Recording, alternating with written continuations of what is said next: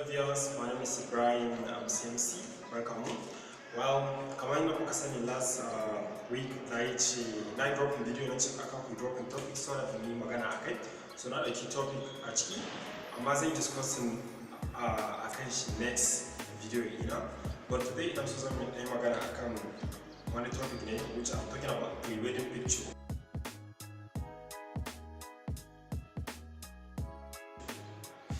Kamar yadda kuka sani, I know I believe everyone who say that pre-wedding picture yanzu most especially kafin ya aure aiki za ka fita da bed ɗinka ko kuma ce matan da za ka aura ku je ku yi hotuna. So ina so in ji ra'ayin mutane me kuke tunani me ra'ayin ku akan wannan maganar pre-wedding pictures.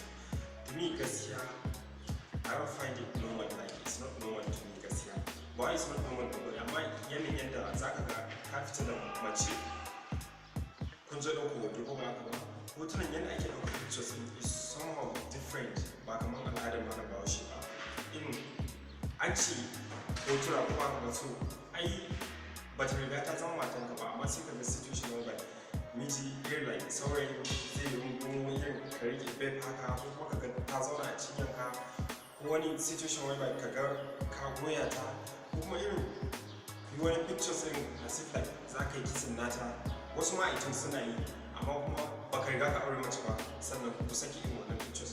So physically like ya kake so irin auren ya zo ya albarka a ciki irin with this kind of fancy abubuwa irin where at even ourselves we are thinking that irin is normal, but seriously me I don't find it normal. At least ma za ku yi pictures ko ba ka ba, alright kai ka tsaya haka something like that, ita ma ta tsaya haka, okay na ji an ce it's out of fashion ko ba ka ba, irin like kawanci ne ko ba ka ba.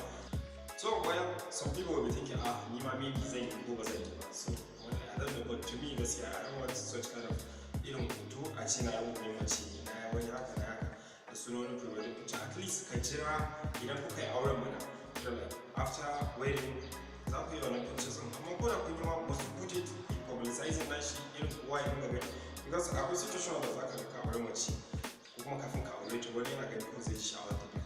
So magana nake so yi kenan akai about pre-wedding picture. What do you think about it?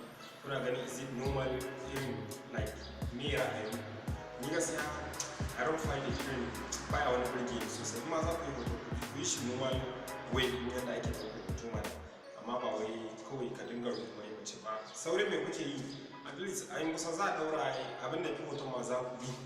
So I think ya kamata mu zauna mu yi tunanin wannan about this pre-wedding picture of thing, saboda abin is going abin irin gashi na ni an man ɗauki ko al'adun da ba namu bane, al'adun ba da ba malam ba wasu mun ɗauke shi mun ma bi sauran ma zakewa akan irin wannan al'adun.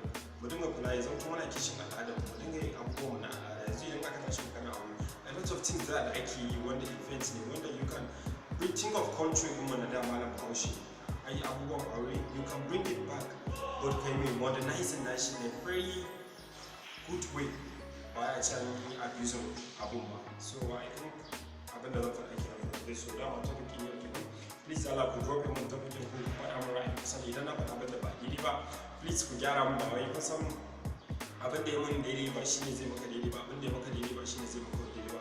So people will find it is okay, some will not, su ma za su ga but it's not okay ko ba haka ba.